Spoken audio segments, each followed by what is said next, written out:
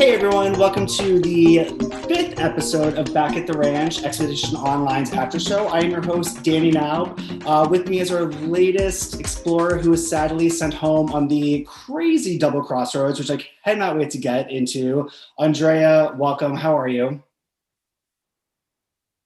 I'm doing good, thanks. Yeah. So first of all, thank you for coming on. This is, like I said, an opportunity for you to really talk about your game, fill in the fans and the audience with stuff that we didn't see. Obviously, and we'll get there eventually, but you are the first OG Team Tyson to be, sent packing. So I'm so curious to hear just the dynamics within that party because you all really avoided crossroads for most of this game. So, but before we get to all of that, I just want to kind of go back to the beginning. Talk to me, describe how it felt to be chosen as an explorer for the first season of Expedition Online. It felt amazing, especially later we got the chance to meet Tyson and he chatted with us and told us that there were, I think, I can't remember if he said over 150 people that applied. So that felt really cool too, just to know like, oh, there wasn't like 18 of us that applied and they picked 18 of us. So that was definitely really awesome. Also just getting to meet like an idol as a fan of Survivor, someone who you've watched play the game and on the show and looked up to was amazing. And also like in my personal life, I don't have a lot of people that I know that are really big Survivor fans. So this was awesome because like these people have apparently been hiding and I didn't know that this community existed or that there were people who did as me. Um, so that's been really cool just to meet other people who are Survivor fans that I was able to connect with.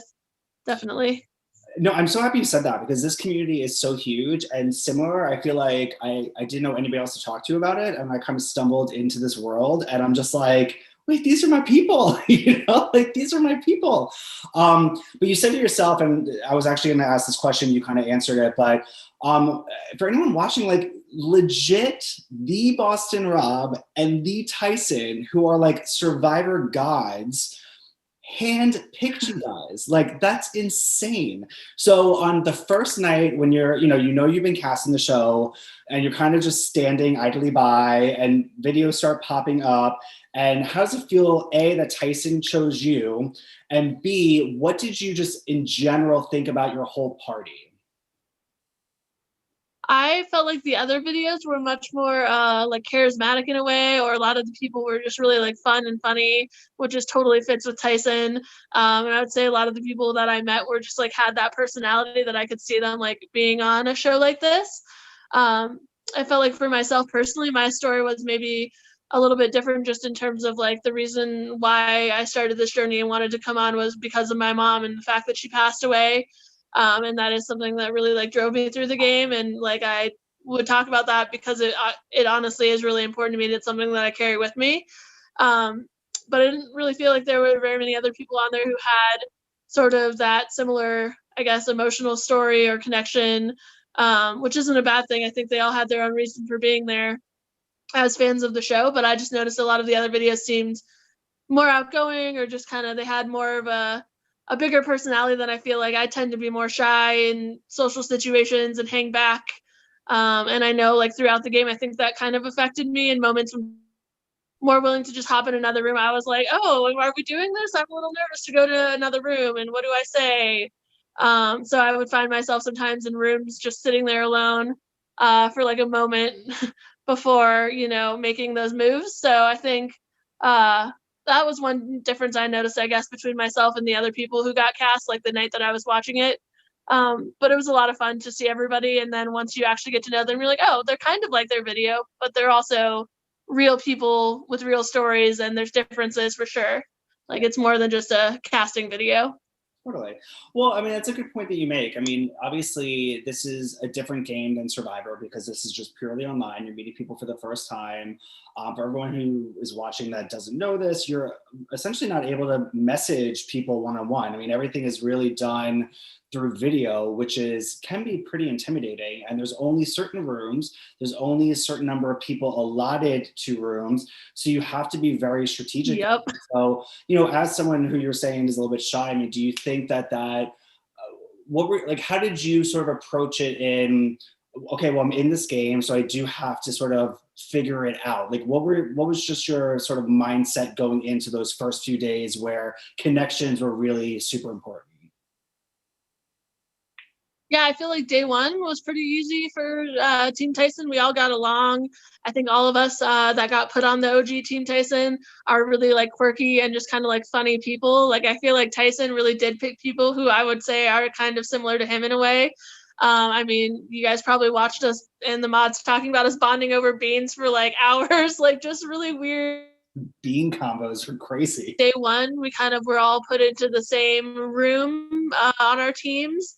And then the second day, I think they started opening up different rooms that had like amounts of the number of people that could be in there. And that was when things kind of like changed a little bit. So even though Team Tyson, the OG Team Tyson was doing really good early on and we were winning challenges and didn't have to go to tribal or sorry, not tribal, crossroads. I do that all the time, trying really hard. We were still seeing like a lot of room hopping, and I think there was probably more gameplay happening than I was in on.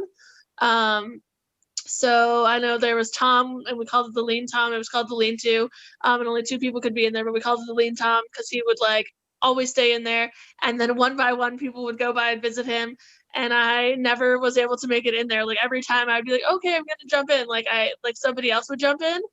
And then the one time I did get into the Lean Two, like the numbers were wrong, and so there was a mod in there, no one else could get in. So I was literally just chilling there for a bit before I was like, well, this is pointless. So I hopped out. Um, so I feel like I tried on some level to like hop around and have those like private conversations with people. It's definitely difficult and different in a virtual setting. I feel like I'm really good at connecting with people in real life. Like I'm a middle school teacher, and a lot of what I do in my job is just straight up connecting with people all day long. Yeah. So virtual made that different for sure. But at one point, I remember, I think it was like day 3 or 4, I ended up in a room with Rachel, and it was just the two of us. And she was like, "Oh, I'm so glad you came in. I've been wanting to talk to you." And she was like, "Who have you talked to? What have you been talking about?" And I was like, "Are people talking strategy? Like, is this happening? Am I I'm like, I'm out of this, in that regard." And she was like, "Yeah, and everybody really likes you, and they want to work with you." What I don't know if that was true or not, but so I did get to have a few of those conversations, but I feel like overall I was not hopping around as much. And I kind of looked at that as it could go one of two ways. Like a positive is you're making those connections individually and having those small conversations. But I think night one, for the people who immediately started hopping around, like Tom, it put a big target on his back. And now we see, you know, he just made that, I think, a little bit harder on himself and became known as the Lean Tom. So I don't know. I think there's positives and negatives to both strategies of like not hopping around as much and just chilling with the group versus taking some more alone time with certain people. So I don't know. So when you hear from Rachel and she's saying like, what are you hearing? And you're kind of alluding to that you're starting to think that, okay, the game is happening, people are talking. What's your thought? I mean, are you like, I'm too late? Or is it like, I need to jump in? You know, like what were you sensing in your party? Were you clear that there was an alliance? Like, I mean, who do you think was leading it? I'm just dying to know like what your overall thoughts were on your party since you were intact for so much of this game. For sure. So I think it was also day 2, it might have been day 2 or 3, where a room was open called the Lean Clue. And there were only, to my understanding, 3 people who were able to get in there, and I was the third person. And so I saw a clue, and I like immediately panicked and made the wrong decision. I'll just say that this was my I would say this was my biggest game mistake. So I panicked, and when I hopped back into a room, the person who was sitting in that room was Claw, and I was like, he's really smart with survivor knowledge, and I feel like I'm not quite as strong in that area, and I knew it was a survivor knowledge clue. So I told him what the clue was and was like, hey, if we find it, we can use it to benefit both of us. Well, he took that, used it for himself, and I thought he didn't have it. I was suspicious that he had it, but I wasn't sure and could never really call him out on it. And that was the idol he used that ended up getting me out of the game. When there was a tie vote, and then we revoted, and he played his idol and someone else did too. So that was definitely rough. But that was a situation where I thought, because I thought I could trust him and we had that connection. So it was him, Docs, and also Alex that I like chatted with, and we all like had this agreement, like, okay, we're gonna work together to find this thing, and between us we will like try to benefit us in the game, and we'll be 4 strong. Like that was like a 4-pact alliance we'd made. But I thought that Quad didn't find it, or that nobody in our group found it, because I actually did find it, and I sent it off to say like, hey, I found it, and they said somebody else had already claimed it first. Well, the only 2 other people who had been able to go into the lean clue were Tom and Kimmy. So I was convinced that it was either Tom or Kimmy that had it. And Qua kept saying like, Kimmy's being really weird. I think Kimmy has it. Which now I'm like, oh, like, come on. I should have like recognized, but of course I didn't.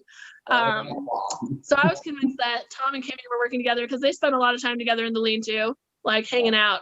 And I thought one of them for sure had the idol, and that they were like a twosome, and that maybe they were drawing some other people in. At the time, I thought I was pretty strong with Docs, Qua, and Alex. But then over the next couple of days, like I never really talked to Alex again, never really got a chance to talk to her. Before we had the swap, which I ended up getting swapped with Docs and Qua, and everyone else was on a different team. So that kind of led to a whole, because I was like, oh, well, we're working together. So that's actually like out of everyone, those were like 2 of the people I would have wanted to have been swapped with, just thinking that they wouldn't flip, which obviously Qua was playing me hard. So before we get to the swap though, one thing I wanted to make mention of is that, again, you know, Team Tyson you were running the show. I mean, I've only talked to Team Rob people. You know, you're again my first person. So tell me, I mean, so of all the challenges, you were sat out 2 of the 4. Yep. Did you volunteer to do this, or were you feeling okay with that decision? Did you think that painted a target? Like, I would love, like, just talk to me a little bit about that.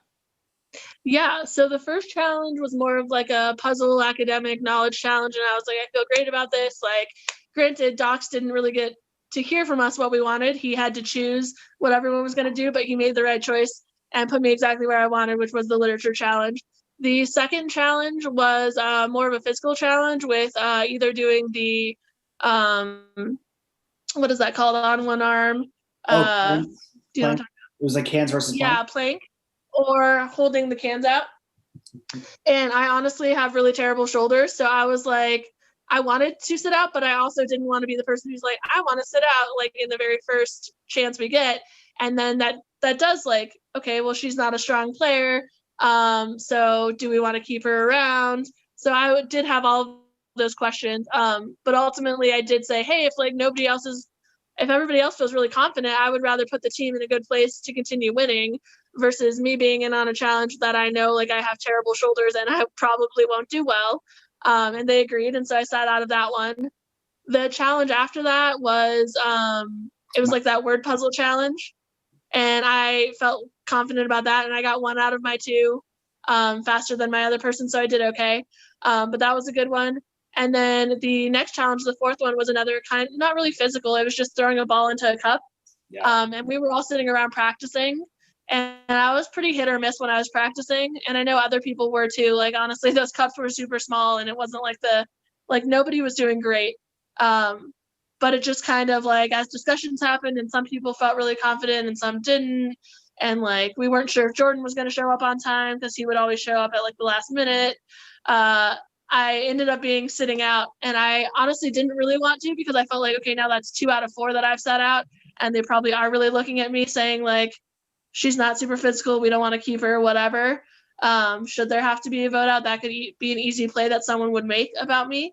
So I didn't really want to sit out of that one, but it ended up happening, and I didn't really want to like cause a ruckus about it and be like, no, I really want to be in, when I also was like, well, I'm not doing that great at the challenge as we were practicing. So yeah, that's kind of how that happened. So after that challenge, you know, obviously then again, Team Rob is going. So you guys probably feel on top of the world at this point. Are you all expecting a swap? Like, what was the sort of vibe around camp? Because I feel like everyone was sort of expecting something at some point. Yeah, we were like, okay, there's either going to be like a swap or there's going to be something happening. We knew something was up because we were just looking at the numbers. Like, there's too many of us to keep this game interesting and to keep this going. And like, honestly, viewers are probably starting to get bored with us just winning and talking about beans the whole time. So we knew something was going to happen, whether it had been planned already, like at that number that this was going to happen, or if like production was just like, hey, this is kind of not really going that way, we're changing it up, whatever. But we figured there would be something planned. Yeah. But yeah, I think everyone figured something was coming. And I think because we discussed it as a group too, like as a team, like basically we have the numbers. So we thought that pretty much no matter how it got split up, except for that we got worst case scenario, that we would have the numbers on both sides and theoretically could be able to just keep those numbers, stay like OG Tyson strong is what we discussed as a tribe. But obviously the numbers split up in a way that benefited some people's game, but did not benefit myself, Docs, and Qua, who ended up in the minority on a separate team. So that made it interesting for sure. But we all knew something was coming.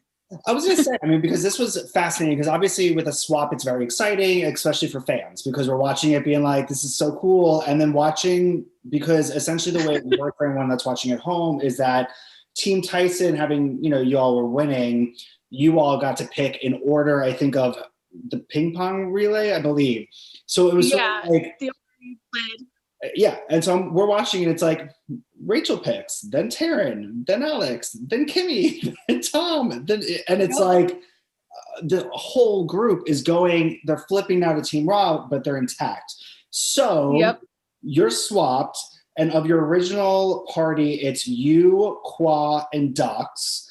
And then from the original Team Rob, you have Sam, Jake, Owie, and Jess. So you're now in the minority. So upon just that swap, what is your thought? What are you saying to Docs? What are you saying to Qua? Like, what is your strategy at that moment? It's hard because you can't private message people or get alone in a room with them. Like at that point, we couldn't say anything to each other as the three of us. I think it was just kind of one of those oh shit moments, like oh shit, and like what are we going to do? How are we going to work our way out of this? And you start thinking like, okay, in every team, especially a team that's had to go to crossroads that many times, there's going to be a crack. There's going to be people who have had to fight. And so like I knew that going in. I was like, this is not, they're not going to be a happy camper tribe. Even though I will say when we first went over there and we were first together, they tried to portray themselves as, oh, we're one happy family. Oh, it's been really easy. We've all been unanimous on our votes, which now having watched back, I know is not true. But at the time I was like, okay, I'm going to take them for their word in front of them. But in the back of my mind, I know there's a crack in here somewhere. And if I can get one person to flip, then I have a potential of staying. Sure. So that was kind of where we were at, I think. But I never did really get the chance to be alone with Docs or Qua and talk to them. Yeah. How are you feeling about Sam, Jake, Owie, and Jess? Did you have much of a chance to get to know them or to like feel them out if they would want to work with you or anything? Sam is a brick wall. That man would not say anything to me. I was alone in a room with him a few times, or like with him and one other person, and I was straight up like begging for my life in the game. I pulled everything.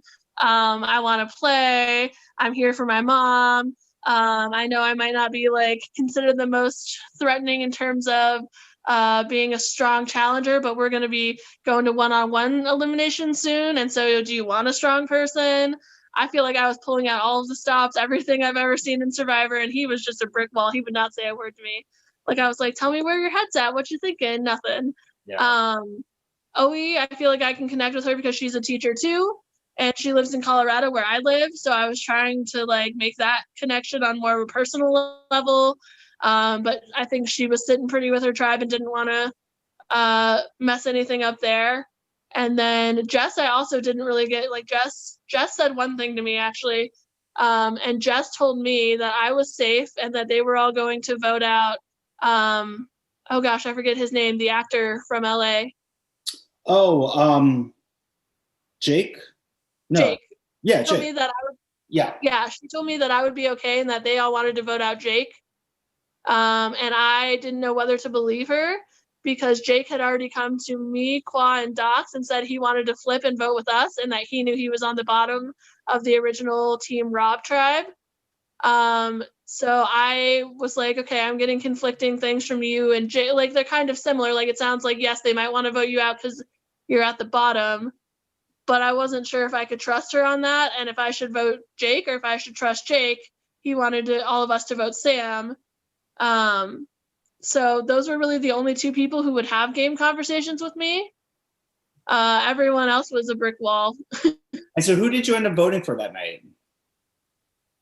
I voted for Sam twice. So the first time he got the tie vote with me. Yeah. And then I believe I was told later, because I asked, that it was Qua who flipped his vote. And he was the one who had the idol that we were. So Qua, he's the one that I'm like, smart little, college student. I knew it. Wow. So obviously you go home, but before that, the challenge was the holding cans, correct? Was that the next one? I was out by that one, but I saw that one. Oh, so what was the challenge where you ended up going out? I'm sorry. I believe it was the one just throwing the ball into the cup, because then we switched, merged, or we didn't merge, but whatever, swapped, and then it was a double, like, immediately later. It was really weird. No, I mean, and that's the thing is, like, and this game is so unpredictable, and you lose a challenge, you're thrown into a swap, everything's happening super fast, you have not a lot of time to really get to know people. Obviously you're in a minority, you're used to being in a majority, and it was hard. But I mean, so when the vote initially comes out, it was 3 for Sam, 3 for you, 1 for Jake. So at that point, are you thinking like, I have a shot? Like, I have to fight out loud? Because, in a way, you just need one more person on your side. If whoever was that random Jake vote, if you got that person onto your side, you could have beat out Sam. So like, were you thinking I should say something? Were you just being quiet? How are you feeling? I was really struggling with that. I was sitting there like having this internal debate. It was hard too, because Brandon kept flashing up his whiteboard and trying to get that thing. So like, I felt like I couldn't even have my time to like say what I wanted to say, or like to think through it really quickly and make a decision, because everyone was so focused on that display. And I get that he was like wanting to fight for his life, and he made some bold moves and tried.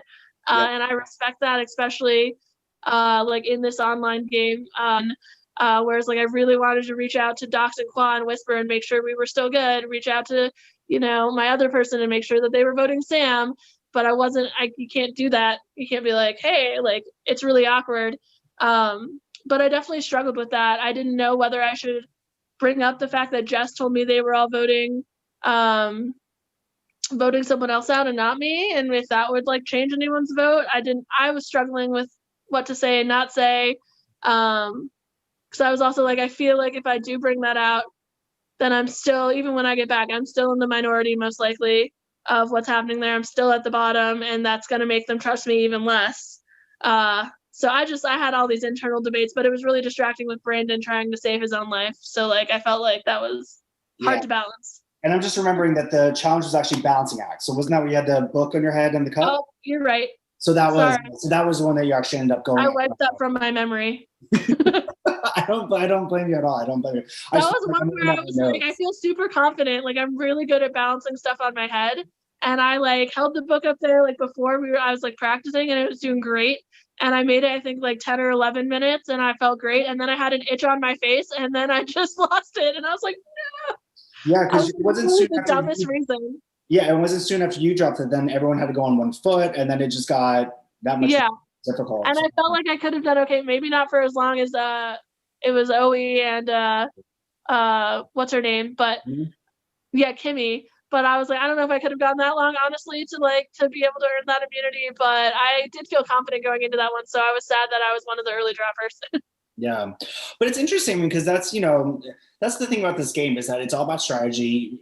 You have to just kind of try different things, and sometimes you have regrets, sometimes you don't. But, even just seeing how good Oe did, if there was any chance that anybody would flip on her, which I know that there were some talks, I was in some of those conversations, but I think that the good news is that you're part of history. I mean, it was the first double crossroads of the very first season of Expedition Online. I mean, it was definitely one of the wildest crossroads to watch just because Brandon and that whiteboard.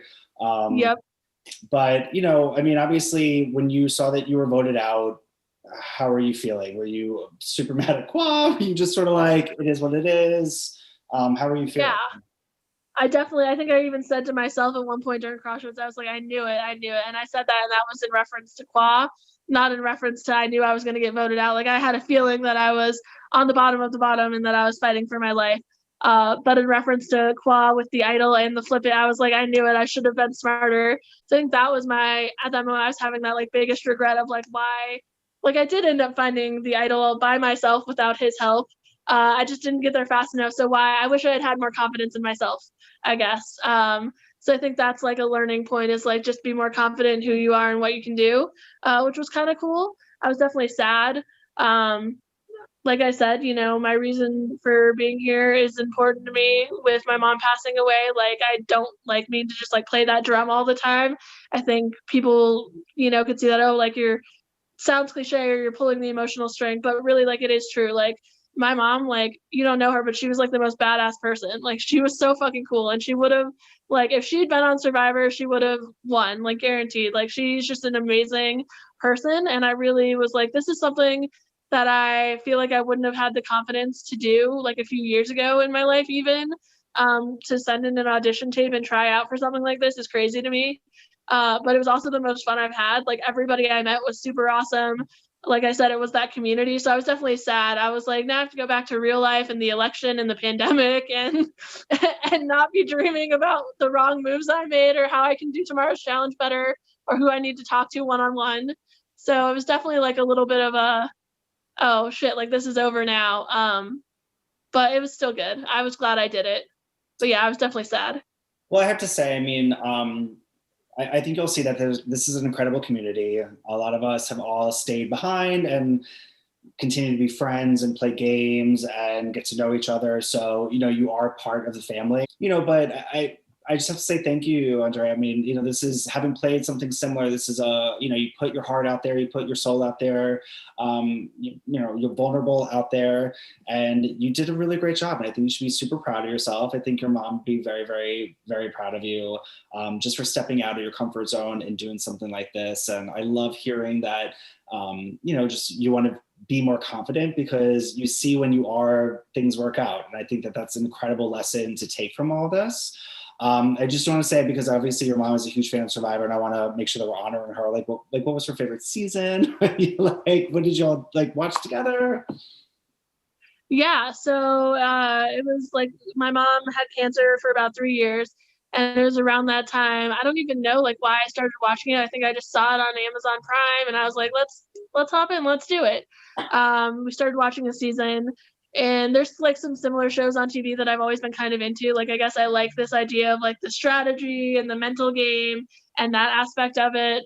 I also really enjoy like the physical challenges, even though I don't consider myself to be like super physically strong. It's like impressive to watch. And it just like I love it.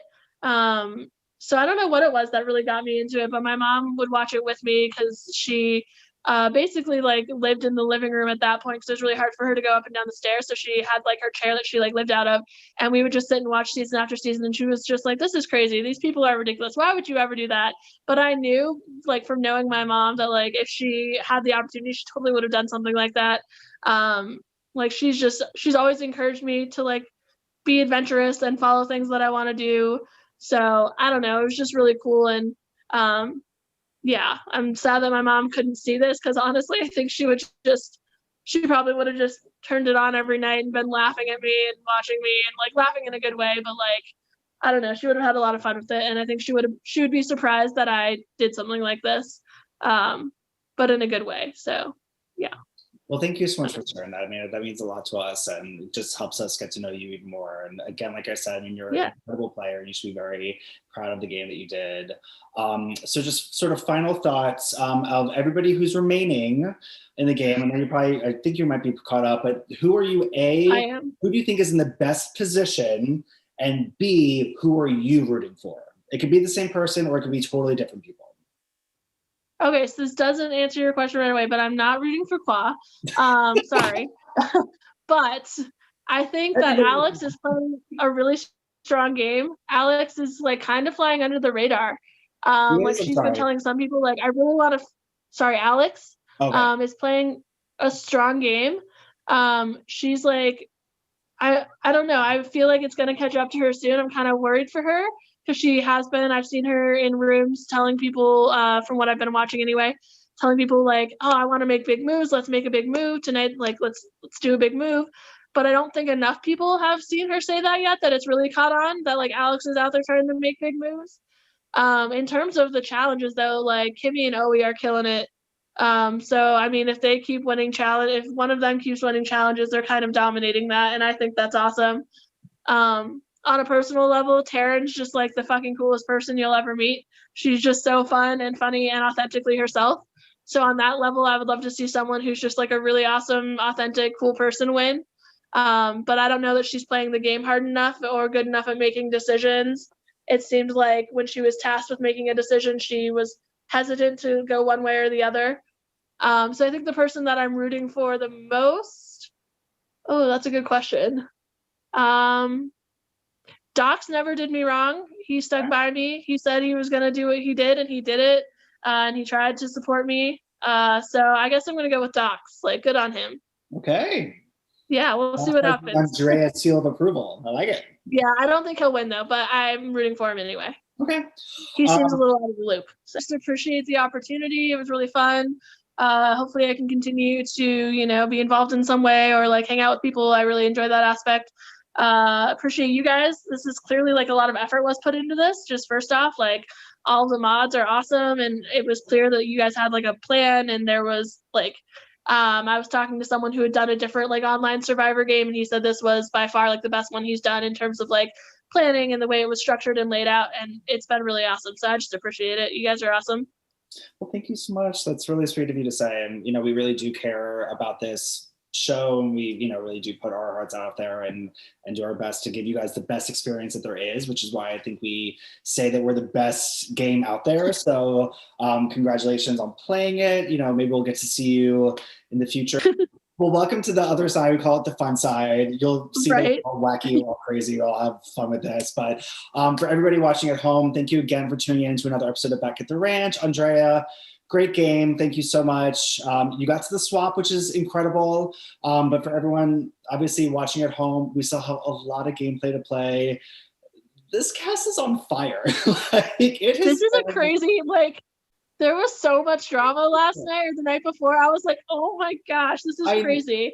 Exactly. I know Tyson and Rob are taking notes, man. Like, this has been a great season. We have Brandon swap screwed, double crossroads, rough night. How you doing today?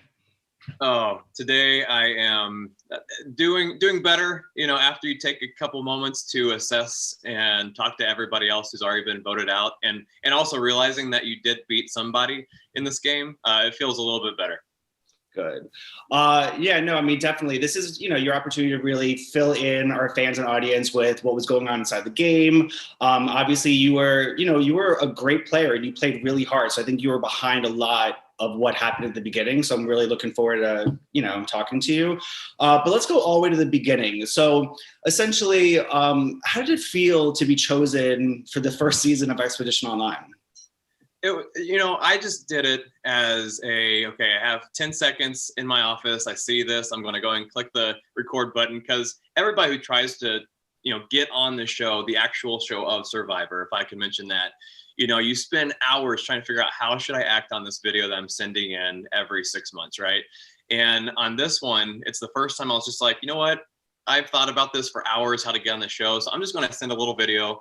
And then after watching everybody else's videos, which were phenomenal, I was starting to realize first how real this truly is. I mean, it's a great experience.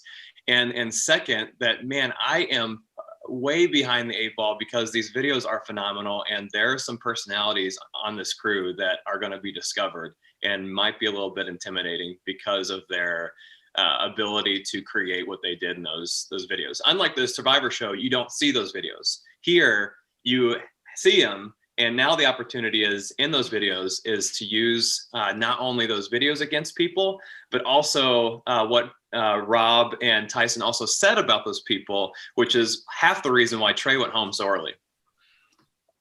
I'm fascinated by this already. Like I just love how, because you honestly, like you're playing from the get-go. So with that in mind, obviously you're watching all these videos and how does it, I mean, like, so it's the Boston Rob, these Tyson, I mean, these are like mega stars in the Survivor world.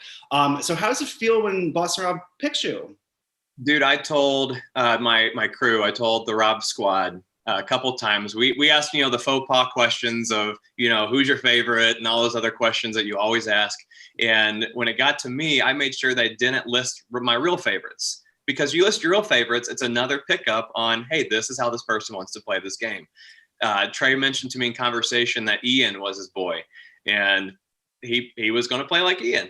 And so for me, I mentioned Colby and Ozzy and Keith Nail, because I think Keith Nail is one of the funniest people in the game. But my two favorites really are Rob Sesternino and, three favorites, Jeremy, Rob Sesternino, and Boston Rob. And I was so excited. And then after I heard that it was Rob and got over my starstruck that he even said my name, I started to figure out, okay, how can I basically make my play an homage to Boston Rob? Nice. I love that. And so, okay, so you're watching everyone's video. So I'm like really curious what you're thinking. So you obviously get your whole party together. What are your first thoughts? Are you drawn to certain people? Are you like, I'm wary of that person? Like, what were you just thinking overall about your party? Absolutely. So I really took the information about Trey and was like, this guy, I believe that it's going to be hard to vote him out in the future. He's going to be well received.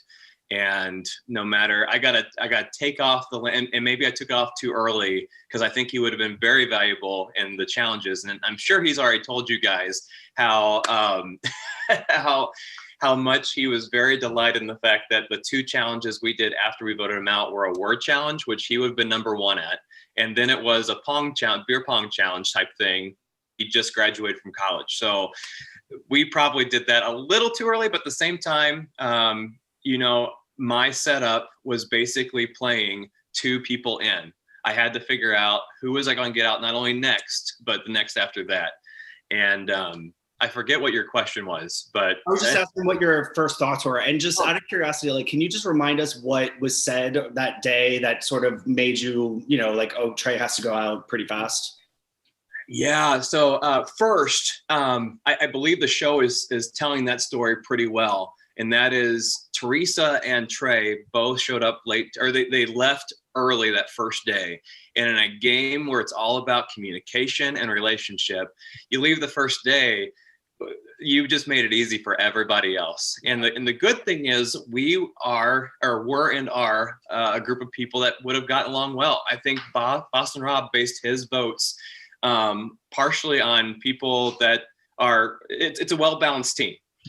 I think we're well balanced. I think the other team has more attributes. Hey, buddy, I can't talk right now. He's the real star of the show, by the way. Oh, yeah. You want to meet Jackson real quick? Is that all right? This is who tried to help me on one of the challenges. Say hi. Wave. Hi.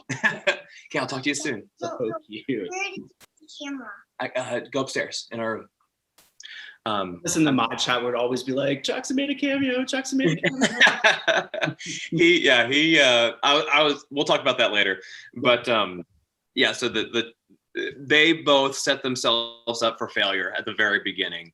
And that was way too easy. We did have some strategy in that, though. We made sure that we sent Teresa home first and then Trey, because we didn't want Teresa to think, oh, they're voting out based on who left first. And since Trey left first, we didn't want her to think at all that that's the voting scheme for the next two votes. And that's how we orchestrated that one. Nice. So it's pretty safe to say that you were kind of leading the charge, right? Jake called me out, and he's exactly right. I'm the type of person that I know that I'm probably I was already seen as a leader at the very beginning of the game. That's why they chose me. So I was like, okay, time to play that card and just stay two steps ahead. And because of that, I'm a huge fan of the show Blacklist. So yeah. I was also trying to do a Raymond Reddington. What if Raymond Reddington played this game routine? And it's always speak with confidence, don't be indecisive, and always have an answer for everybody who's going to ask you a question. Sure. And I try to do that as best as possible. So I was already seen as a leader first day in, and so that would be the card I have to adapt to and play well with, because it's possible. You can play any way you want as long as you're doing it the right way with totally. That. Well, so speaking of, so in that first challenge, essentially most, if not everybody on your party chose you as the leader. So what were you thinking? Were you like, oh no, like that's a target on me? Or were you sort of like, great, I'm just gonna like own it and run with it, kind of like what you're saying? I mean, how did you feel just when they chose you? I think the worst thing I could have done is question people on why they chose me at that moment, because anytime you ask a question about yourself, you're typically telling people, hey, I'm starting to get a little worried. And again, I needed to be confident. Yeah. One of Trey's telltales was when we voted him out, or when we voted Treese out right after the vote, the first question he asked, because he wasn't in the loop with us. We were just all kind of saying, we're just going to vote for whomever. And as soon as he found it was unanimous, he asked the question, how did that happen? And he was starting to figure out exactly, it looked like his mind was working. And so, yeah, basically, I basically had to make sure that I was the decisive player and on this tribe. Yeah. And so obviously, you know, Teresa's the first one out. So from looking, it felt like maybe you and Jess were a close pair, and then Owie and Sam were kind of a close pair, and then the four of you together were sort of like running it, and then obviously you had Jake, yeah, as well. But yeah. Is that kind of correct? Yeah, that's exactly right. You perfect. So Jess and I met up for what? Way to go. Yes. It's like you've won this game before. Jess and I, Owie and I, Sam and I, those are the three people that I knew they're likable, but they're not the most likable of the group. Jake was one. I mean, Jake was very likable just because he was the funny guy with the greatest, introduction video. He's also a stand-up comedian, which tells me that he's going to just be friends with everybody, but he's going to want to take the stage sometime in the game. And I can't have him taking the stage. So he needed to be not in my top four. But Bobby was everybody's third guy, who is a great guy. Him and I are still talking on the phone, and he just sent me a text message just now, and we're planning to meet up in Missouri sometime in the next 4 months. But great guy. But he couldn't be my number two because I would never have beaten him, especially if we didn't vote him out for the tech issues. That's a great story that, hey, dude, I was suffering through this whole entire thing, and somehow I made it to the end. That wasn't going to work for me. So the people that I could take with me, since I didn't have trust in Trey, and to tell you the truth, for Trey, he wasn't part of my stuff ever, not because of his idleness at the very beginning of the game, but once he used the word fulcrum and started talking about the intricacies about holding out two cans, I was like, you're too smart for me, so I cannot have you exist in my life either. Owie, Sam, and Jess were going to be great people for me, especially if I started looking like Coach. I would need a Sophie type situation. And so basically I tried hard to make those three people feel like they were my number two, because I was going to take them all to number four. So I wasn't going to lie to them, and I was going to stay honest with them up until the final four. Oh my God. I love talking to you, by the way. I feel like I could just go on for like hours. I like talking to you. Yeah. I mean, like, this is incredible. Just cause it's like, you're putting it it's so well put, like how you're describing everything. So obviously on the second challenge, you did win the planking portion of it. Obviously your party lost, but I think the biggest thing that night was that you all returned back to quote unquote camp, and it's pretty obvious that you guys see that there's a clue. I wasn't even close to that clue. There was no chance of me finding that clue at all. The other people, all the young people on my tribe, knew exactly where the clue was, how to find it. And they told me they found it on a YouTube page or something, and I still don't know where that clue was. That was the first real conflict with our tribe, was the unleashing of that clue. I saw that it said the lean clue, but I was not going to be the first one after that, because I think my relationships and my ability in the challenges were already good enough for me not to have to worry about clues. And so obviously Trey goes home, but on that night, did you know that Molly had it, or did you figure that out the next day when she started to tell people? No, we did not know at that time. I didn't think Trey had it because he was playing way too scared. I really had strong trust with Sam, Bobby, Owie, and Jess enough for one of those guys to tell me they had it. And I don't think anyone was going to lie right away about it. For sure. I never thought Molly had it. Never thought. I thought Molly was playing such a doormat game. Well, you guys are just on a losing streak. So now the third challenge is Mind the Gap, which is our version of Wheel of Fortune. You lost the first one, won the second one. This, I think, was the day where, like, love Bobby, but Bobby misspelling world twice. And it ended up, it's not really the reason you guys lost, but you only lost by 1 point. So that was sort of an easy thing to look at. But explain to me this night, because obviously Bobby called sort of a meeting and explained that, some things were going on at home, sort of asked to be voted out, although he said he was also willing to keep playing. Yet, so I'm gonna and then Molly decides to tell people, everyone, that she has this compass, and then you start yes, just yeah. So this is the part where it gets fun. I had mentioned to everybody in my leadership role that, hey, what a great way to show tribe loyalty by showing somebody that you have the idol. And I was hoping that would take the person that had the idol, and that I gave basically the whole entire tribe my views of what loyalty is, because I think Jake is confused with what loyalty is. I think. But eventually she did tell Sam, and she said in a later talk I had with her, that she was going to tell me, but she could never get me one-on-one in, the lean-to or whatever. I'm kind of glad she didn't, because then I had more ammunition as why I wanted her out. So I wanted to use that. She told Sam told me, and I think Sam told me because he knew I would blow it up. He knew that I was playing a game where I was trying to get as much information as possible out of people. Then we go in to chat with everybody, and I call a little meeting, and I'm like, all right, it's time to, basically a Rob Mariano, which is one of my first tributes to Rob on this one, is empty your bags. And Molly did it right then and there. She told everyone, which was her biggest mistake in the game. Or being found by Sam was her biggest. This was second. After that, after she had told everybody that was the idol, I then took her and Owie, because in this game, you do not want to be by yourself, especially with somebody who's already suspicious. And so I took Owie, and I think Jake came around as well. And I mentioned to I mentioned to Molly, I was like, Molly, this is just from me, which it wasn't, but this is just from me.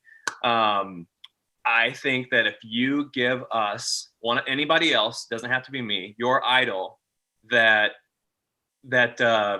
we would develop trust with you. You'd fill your tank halfway.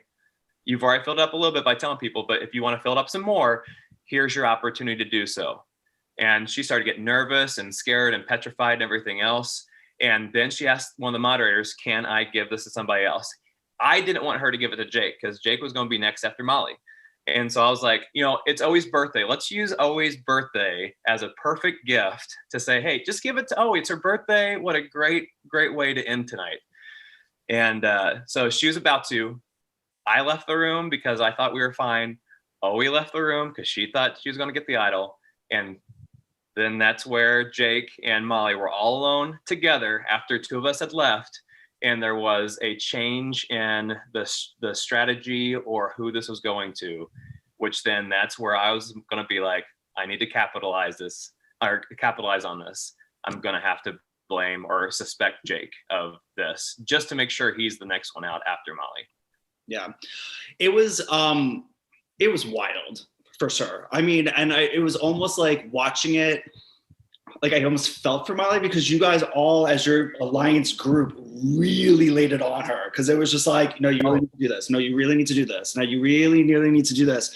And so it was interesting because I think in her mind, she's like, I gave it up, but it wasn't exactly according to your plan. And then it was as if like you guys never let up on her. Cause it was like, that's not what you're supposed to do. You're supposed to give it to Oe. And so I guess so we're gonna get into the next one, but quick question. If Bobby did not sort of ask to be voted out, he wasn't going to go that night, correct? He wasn't. No, he was in my line. He was number 5 to go out, or it was going to be Teresa, Trey, Molly, Jake, Bobby. Okay. That was my list from the very beginning. And no, him, and I don't know if you guys got this. Sam, myself, and Bobby actually formed a group called the Rob Fathers. In order to make sure that the 3 of us, and another piece of pay tribute to Boston Rob, we were going to be a threesome if the girls started to develop something, Oe and Jess and Molly, if they started doing something, because Oe had made mention that she hopes this doesn't turn into, guys taking out the girls because Teresa had left first, which clued me in to think, man, if she gets suspicious, she's going to do a girls thing. So I need to make sure I got my guys lined up, minus Jake, and take her out if she starts to think that way. But I think that Oe and I were pretty good. I was more leery of her and Sam than I was anybody else. Well, they were definitely close, but kind of like how you and Jess were really close. So, absolutely. So then, okay, so Bobby goes home. Now we're at the ping pong relay, and it's just it's like, you guys are being lapped by the other team. I mean, it ended up being close-ish, but how are you feeling at this point? Because this is probably the first real kind of like explosive crossroads that we have, because there was a lot of scrambling at the end. It ends up being a tied vote between Molly and Jake. And so I'm curious for this one, because you didn't vote the same way that Oe and Sam voted. And I know that she had she got a special spectator prize, meaning that she got to have like the very last conversation one-on-one. She chose to go with Sam. I'm curious if you think that was the right decision. I know a lot of people have opinions, but why was there a separation in terms of who got voted out that night? And keep in mind, as you know, we just heard from Boston Rob, so none of us were thinking straight. We were all like about that too. That was the worst time to have Rob come up. I mean, it was great, don't get me wrong, but that was the absolute worst. He gave us some false hope too, in saying that all you guys have to do is win one more, and we swap. We don't even get the chance to win one more. So the motivational talk was ridiculous. But he didn't know that though, so that's where that is. I'll play that out a little bit. So we had the challenge of the Pong thing, which we had practiced the night before at Oe's party without even knowing it. Again, I thought that I was doing a pretty good job. I felt like other than Sam maybe, was second fastest in our group. And I knew it was getting to the point in the group, especially with us dwindling, that everybody's going to start thinking we need to now start thinking about physical threats.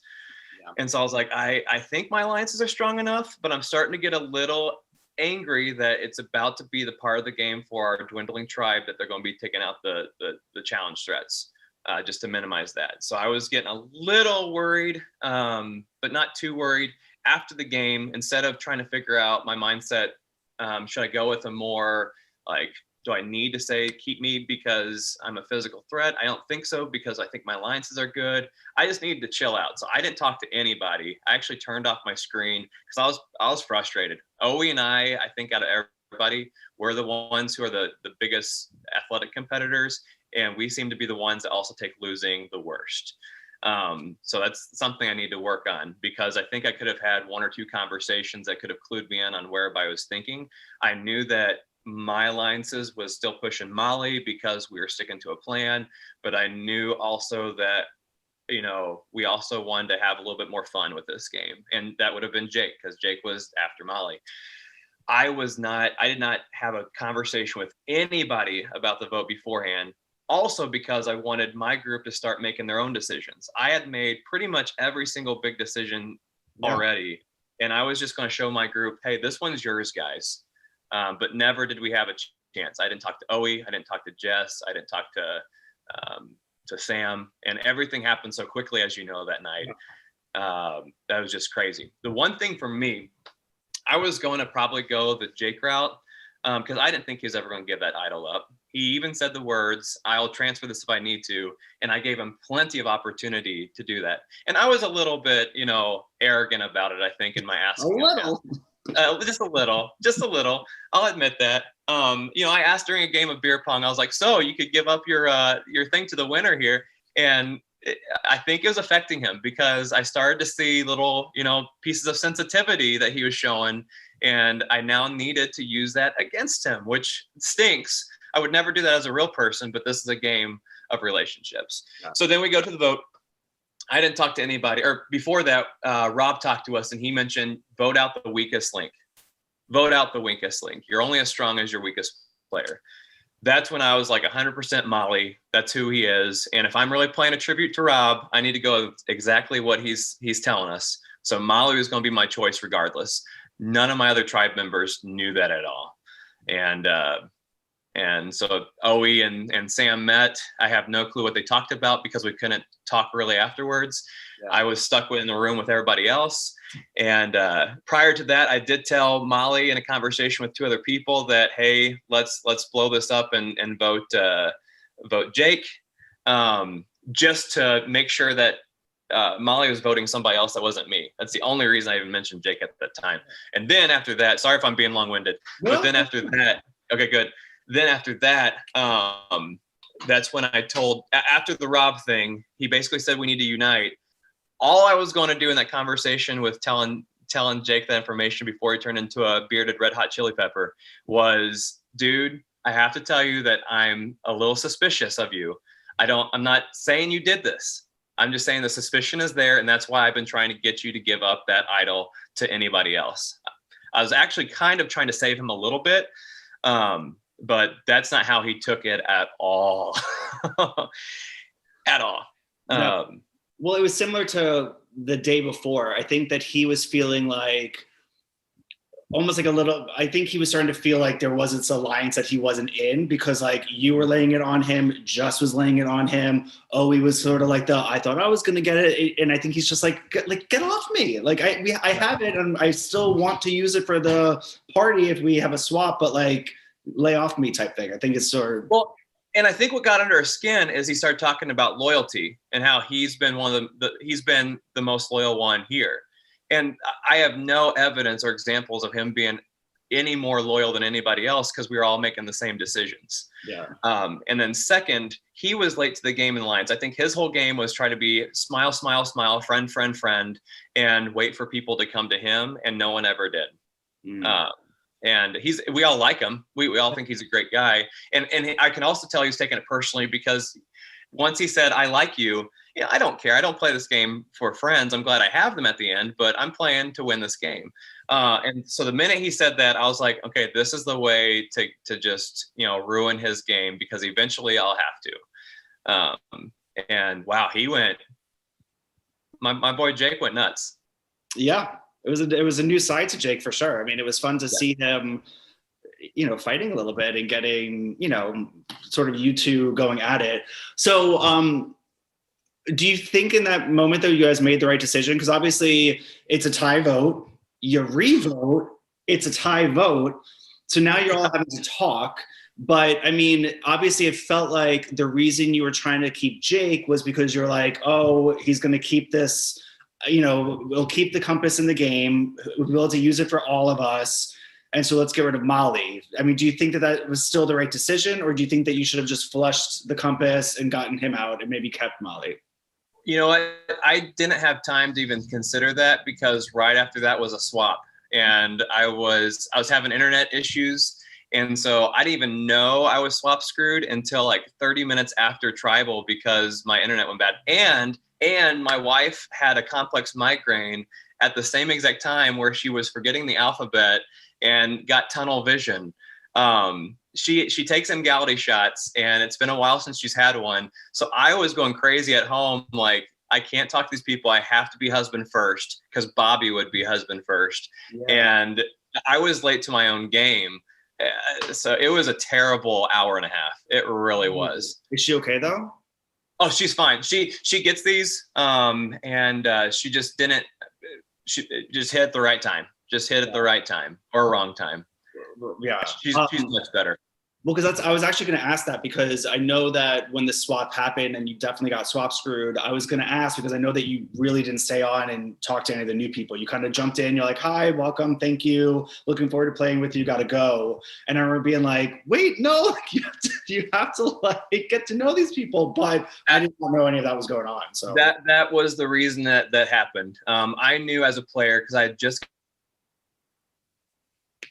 a couple episodes of I think it was when Denise was sent to by herself and tried to get to know everybody there. And I think there was one on Game Changers where Jeff Varner was kind of by himself. I tried to watch what he would do, and Sandra was sent with Jeff Varner. So I tried to think of different Survivor scenarios of people I could play like.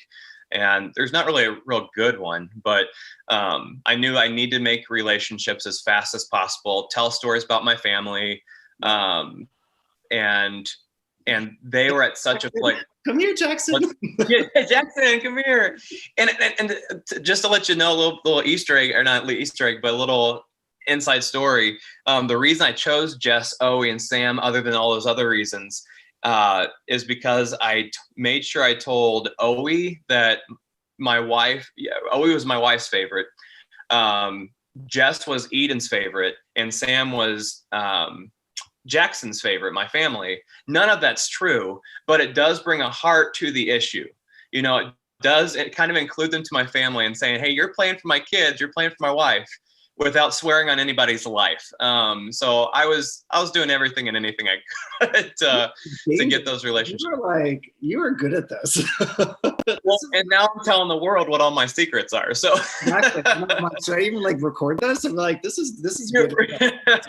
Yeah, we'll shut this down. We'll shut this down soon. So yeah, when I got there, I really wanted to have these conversations with people, but and they were nice. They were very nice. But my emotions were all over the place because the Rob and not winning yet, and the crazy tribal and the swap screw and didn't knowing about it, and then my wife's migraines, and my internet connection was bad. So I was like, I gotta swing for I gotta just be relational tonight, and then get off early to make sure my wife is okay. Yeah. So obviously you're swap screwed. I will say that of the Tyson side that came to the new Rob side that you were, essentially alone on, that was probably like the tightest group within that old tribe anyway. So it would have been it would have been difficult for sure. Yeah. So then going into this next challenge, the final one, which is balancing act, you lasted far. I mean, you went really, really far. You lasted 55 minutes, I wrote down. Oh man, dude. Insane. And I was cheering. Had I known what the prize was in this, I would have cheered a completely different way, because we went into this and no one was told that this was not for group immunity. Mm-hmm. So to add to this automotive, this car line of crap that I was receiving, I was cheering the wrong way in a group challenge. So when we finally won the group challenge, I was like, finally, I won a group challenge. The emotional roller coaster went back down when I found out I'm still going to tribal, and we still won. Yeah. So, so obviously on your new party, Kimmy won individual exemption. And again, I think we one-upped the prior crossroads. This has to be the craziest one, because obviously, because your party did win, you got to sit in and watch the first party go and vote somebody out. And essentially, sorry. Oh, go ahead. I was going to say, but essentially, you're told that you're allowed to have your video camera on. You're not allowed to speak. And you made pretty good use of your dry erase board that was sent to you. So just what was your strategy there? And I mean, it looked like it was working. I mean, it was definitely getting in people's heads. And you swung. I mean, you swung hard. You swung for the fences. So just like, well, talk me through that whole situation. Because obviously you knew you were on the bottom and it was going to take a bit of a miracle. Absolutely. Yeah, I had a very small chance of winning, and I don't know if viewers will see this or not, but I made sure I signed on right at the time we were allowed to sign on. That was 5 p.m. to talk to whomever was there. Because if I can get 3 votes somehow in this very busy or this very tight knit group, then I'm good to go. And I might, maybe there's an idol somewhere, or maybe there's someone that wants to play the game for the first time. These are Survivor fans. They have yet to play really the game. They're going to be ready for what's next. Half of them. Some of them are. Tom's going to be ready. Rachel might be ready, but a lot of them are going to be very surprised with the emotions that are about to be escalating here pretty soon. So I tried to talk to Tom and Taryn and some other girl about, hey, if you want to play the game, I'm your ticket. I'm your ticket to play in this game. So if you want to start playing, here it is right here. And they really weren't having much of it. They want to talk about their lives, which is fine. I needed to talk about that, but I only had 2 hours to mess with, especially since my game strategy was going to change at Tribal Council or at the challenge. Yeah. Because Jake I had my board in my hand, and I had the board on my chair that I was standing right next to during the challenge, ready for Jake to finally say, all he had to do is put his board up and say, I'm going to give this to Brandon. And then all I had to do was get my board out and point it right back, hopefully at a time of secrecy. He got back on the screen after Owie had dropped hers, and there was he wasn't going to do it. He wasn't going to do it. And at that time, I didn't know if the other people on my tribe knew that was an option. We were told that, myself and Jake were told that this is a possibility. Already, Jake being as ridiculous as he was playing, I don't know if he didn't tell the others, because that's a possibility, because I think he is very intimidated by my gameplay. So I made sure at the Tribal Council, or at the, what's it called? Crossroads. At the I should know. I was at plenty of them. At the Crossroads, I needed to make sure that everybody on my tribe knew that he had the ability to give me what he promised everybody he would do. And whether or not they talked beforehand and said, hey, we're at Tribal 2, we can't give it to Brandon. Brandon's going to be screwed. There's no way he can come back in this game. I don't know if that happened. So I don't know if this is all Jake's fault. And Sam, Owie, and Jess made it seem like they were really saying, hey, Jake, give it to him, or if that was a play. I don't know. Owie tried really hard in that challenge. Part of me thought that she was doing this because she's like, we need to just abandon you, Brandon. You're not going to win. You're not going to do anything. But part of me was like, she's just doing this maybe because she hasn't won a dang thing. And she's so competitive that she wanted to really take this home regardless of what was taking place. So I need to get a lot of ideas across on a whiteboard. And I almost wish that we had lost the challenge to where they would be watching me and I could talk vocally to them saying how much trouble I'm in, and try to explain to them that, hey, if there's a swap after this, we could get the probability of us getting 2 other people out with you giving me the idol is so much higher than you guys keeping the idol and me going home automatically. So there was a lot of information I had to communicate on a whiteboard. And I had to try to stall Crossroads as much as humanly possible, regardless of everybody on my team. I mean, and after that, I the other side of that coin is now I'm having everybody in this whole entire game hate me because I'm being so stinking annoying with this whiteboard. And so now I'm setting myself up for failure, but I was already at a point of failure and had no chance to win this game unless I pulled off something crazy.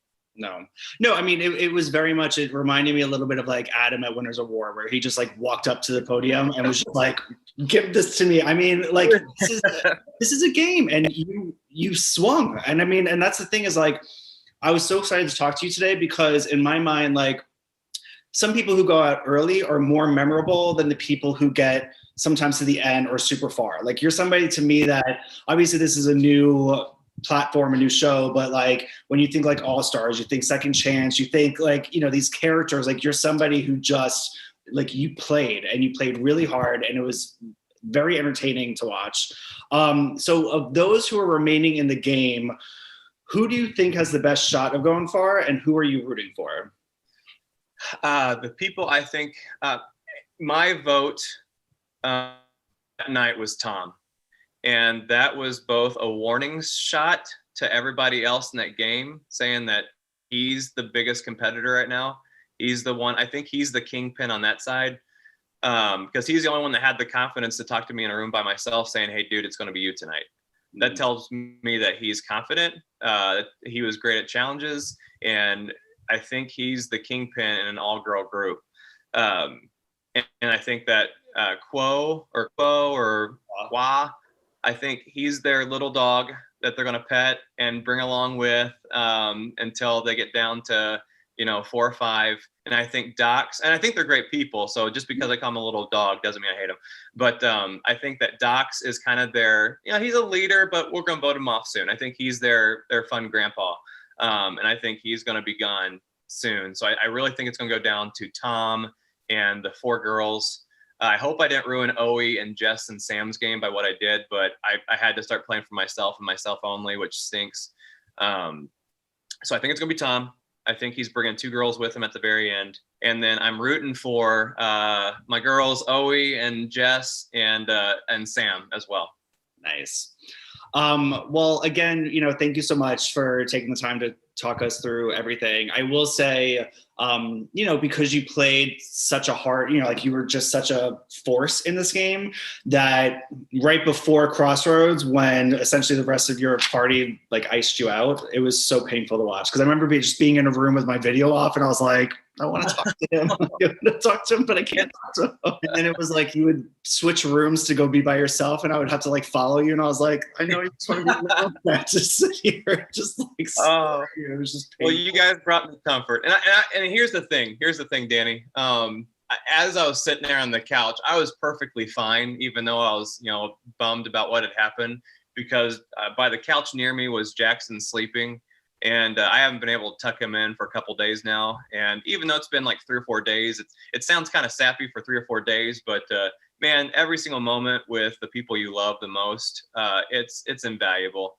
And that kept me positive and kept me from doing all that crazy stuff at Tribal, but having a smile and not being angry at all about it. So yeah. Well, it's a nice reminder that this is just a game. It's just a game, and one person's going to win, and then there's going to be 17 other people who don't. There's a couple people that answered my question, why are you playing this game? And they said for friendships, and I don't want to watch that for the next couple weeks. I'm hoping they play the game, they do some crazy blindsides and get my attention. Nice. Well, anyway, I was going to ask final thoughts. I mean, you were kind of giving them anyway, but any last words to say about just in general? 2 things I think that have come up to me. One is just the importance of, even if it's only been a couple hours a day, I enjoyed this experience, but this experience is just a game, and my family and having those nearest and dearest, that should be where my emotions come from. So if you can tell, I never really got during the game, mad or angry or anything, even when Jake was accusing me and doing what he did. So that was one thing. And then 2, I think it kind of tells you where we were, with this whole entire election process. I'm not going to go into picks or anything like that, but, we at Rob Squad were losing, and we were saying things about the other team that may or may not have been true, but really making them out to be the enemy for no other reason than we needed an enemy. And I think that in this election process, that's all we do sometimes, is just make the other side into the enemy, regardless of feelings of these people are people. So I wish as Americans we stop playing the game as much as we do, and we treat people as people and make that superior. So that's it. Well, that was very well put. It's a very good way to end this episode. Brandon, thank you so much. It was an absolute pleasure watching you. I don't know what the future holds, but hopefully you get to come back and maybe give it another shot. But for everyone at home, thank you so much for tuning in. We still have a lot of game left to play. We have 12 people still there. So as Brandon says, we want you all to play hard, and I look forward to seeing who I'll be talking to next. So on that note, Have a great rest of your day, everyone. Guys, see you, Danny.